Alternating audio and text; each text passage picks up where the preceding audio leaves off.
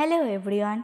कैसे हैं सब लोग। क्या आप लोगों को पता है कि 1958 में यूएसएसआर ने चांद को एक न्यूक्लियर बॉम्ब से उड़ा देने का प्लान किया था। उन लोगों का प्लान था कि न्यूक्लियर बॉम्ब से चांद को उड़ा के पूरा का पूरा ख़त्म कर देना, चांद की कोई नामो निशान ना रहे। मतलब ठीक है, एटम बम्स बना लिया तो ठीक है, पर इसका मतलब थोड़ी ना ये है कि तुम सब कुछ उड़ा दो या कि फिर मतलब चांद को ही उड़ा दो।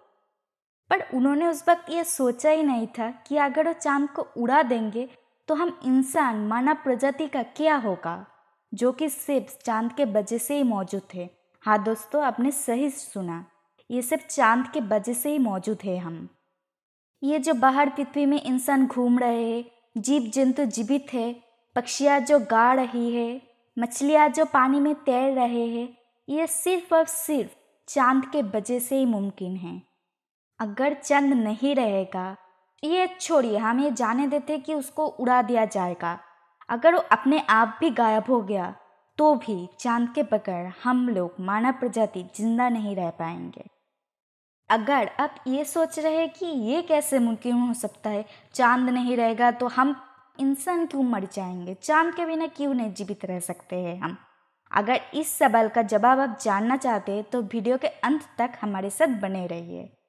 इस वीडियो के अंत तक मैं बताने जाऊंगी कि चांद क्यों इतना ज़्यादा इम्पोर्टेंट है हमारे लिए। वो सुन के तुम यही दुआ करोगे कि भगवान कुछ भी हो जाए, बस चांद को आप सही सलामत रखिए। तो चलिए, हम वीडियो के पहले जिस बारे में बात कर रहे थे कि अमेरिका ने चांद को उड़ा देने के लिए जो बॉम्ब तैयार किया था, उससे वो जो प्लान बनाया था क्या सक्सेसफुल होने वाला था या कि फिर नहीं। क्या होता अगर उन्होंने चांद को उड़ा दिया होता तो ऐसे चांद को उड़ाना कोई इम्पॉसिबल बात तो नहीं, पर ये पॉसिबल भी नहीं है। अब आप सोच रहे हैं कि ये कैसी बात है, इम्पॉसिबल भी नहीं है और पॉसिबल भी नहीं है।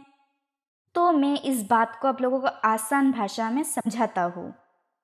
चांद का डायमीटर ही 3474 किलोमीटर से ये इतना बड़ा है कि अगर रशिया का बनाया गया सबसे बड़ा टाइम बम से भी हम इसे उड़ाना चाहे फिर भी ये पॉसिबल नहीं है। 10, 20, 50 या फिर 1000 बॉम्ब भी चांद के ऊपर हम फोड़ दे फिर भी चांद को कुछ भी नहीं होगा, क्योंकि मून का ग्रेविटेशनल फोर्स इतना ही ज़्यादा है कि उसमें चाहे जितना भी बॉम्ब फोड़ लो, चाहे उसमें दरार भी आ जाए फिर भी वो पार्ट्स नहीं बिगड़ेंगे और वो अलग नहीं होंगे। अब आप लोग शायद ये सोच सकते कि अगर चांद खुद ही फट जाए तो क्या होगा।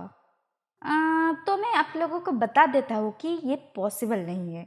चांद कभी भी अपने आप फट नहीं सकता, क्योंकि चांद के अंदर कोई लावा है ही नहीं। क्योंकि वक्त के साथ साथ चांद के अंदर जो लावा था वो लावा पत्थर में बदल गए हैं।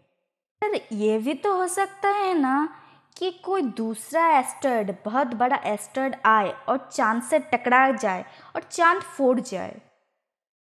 अब एस्टेरॉयड से चांद तो फूट जाएगा, पर इतना बड़ा एस्टेरॉयड आएगा कहाँ से। क्योंकि हम जिस तरीके के एस्टेरॉयड की बात कर रहे हैं, ऐसे सब 3 ही एस्टेरॉयड है। ये तीनों एस्टेरॉयड से सब नेपच्यून के ऑर्बिट में मौजूद थे। सो इससे तो चांद को फोड़ना किसी भी हालत में पॉसिबल नहीं है। तो इस तरीके से देखा जाए तो चांद कभी डिस्ट्रॉय होगा ही नहीं। पर चलिए हम सोच लेते हैं कि फ्यूचर में हम बहुत बड़े बड़े बॉम्ब बना लेंगे, बहुत पावरफुल बॉम्ब, जिससे कि चांद को डिस्ट्रॉय करना पॉसिबल है या कि फिर किसी और तरीके से। तो फिर क्या होगा हमारी इस दुनिया का अगर चांद ही नहीं रहेगा तो। अगर फ्यूचर में पावरफुल बॉम्ब से अगर हम चांद को डिस्ट्रॉय भी कर देंगे तो चांद के जो करोड़ों टुकड़े होंगे वो जाएंगे कहाँ, यूनिवर्स में घूमेंगे? नहीं, ऐसे तो नहीं घूम सकते। वो हमारी पृथ्वी के ऊपर ही आएगा, क्योंकि पृथ्वी का ही ग्रेविटेशनल फोर्स इतना ज़्यादा है कि वो सारी चीज़ों को अपने तरफ खींच लेगा। अब आप ये सोच रहे होंगे कि अगर चांद के टुकड़े होकर पृथ्वी पे गिरेंगे भी तो उससे ज़्यादा का ज़्यादा क्या होगा, पृथ्वी थोड़ी ना नष्ट हो सकता है सिर्फ चांद के टुकड़े से।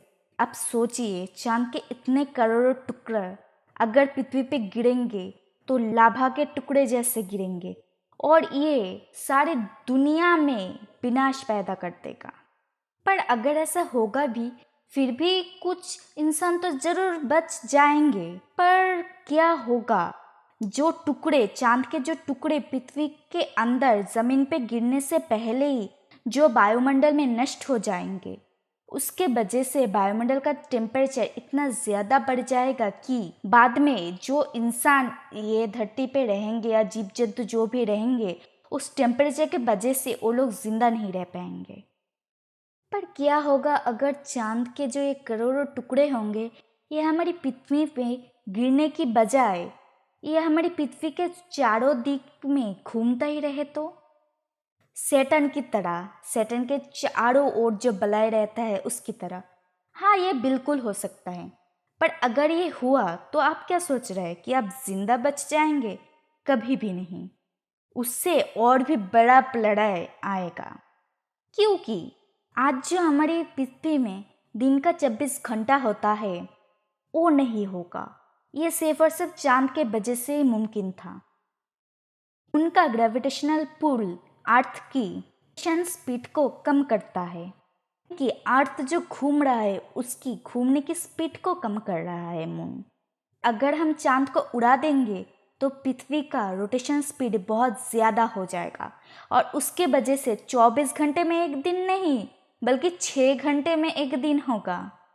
अब आप सोच रहे हैं क्या होगा, 24 घंटे की जगह 6 आवर्स में डे होगा तो क्या हुआ, इससे इंसान थोड़ी ही ना मर जाएगा।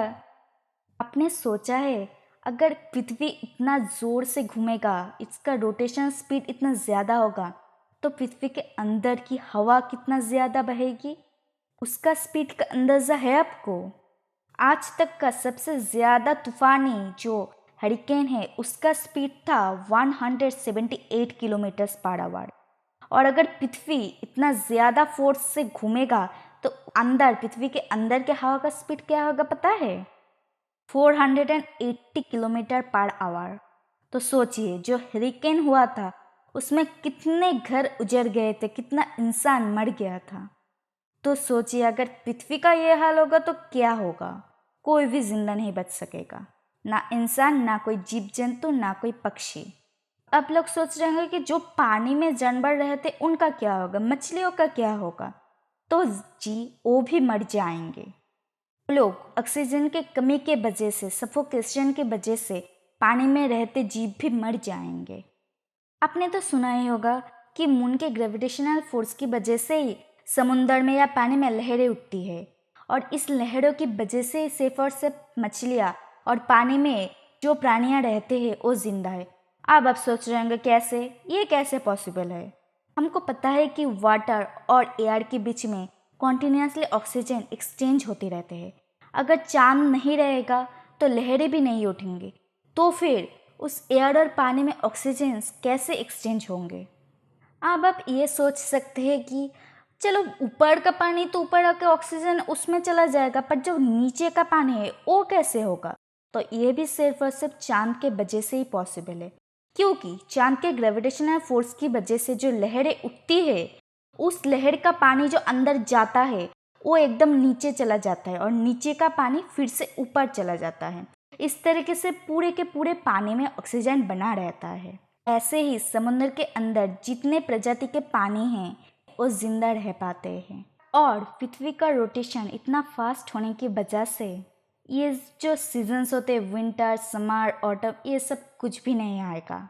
और चांद का ग्रेविटेशनल फोर्स नहीं रहने के वजह से, सूरज के ग्रेविटेशनल फोर्स के वजह से पृथ्वी धीरे धीरे सूरज के करीब चला जाएगा और पृथ्वी के जो नॉर्थ पोल के जो बर्फ़ है वो सारा का सारा बर्फ़ गल जाएगा और पानी के वजह से पृथ्वी में सुनामी आ जाएगा। तो ये तो निश्चित है कि चांद के नहीं होने से ऐसे और ऐसे किसी भी तरीके से हम लोग मरने तो वाले ही है, विनाश निश्चिंत है। तो आप लोग खुश हो जाइए कि चांद बिल्कुल सही सलामत है और हमको देख रहा है। फ्रेंड्स, अगर आपको आप चांद की अहमियत पता चल चुके तो प्लीज़ एक लाइक ज़रूर कर दिएगा। अगर आपको ऐसे ही इंटरेस्टिंग फैक्ट और जानने हैं तो हमारा चैनल को ज़रूर सब्सक्राइब कर दीजिएगा। और ज़रूर बेल के नोटिफिकेशन को ऑन कर दीजिएगा और ऑलवेज कर दीजिएगा।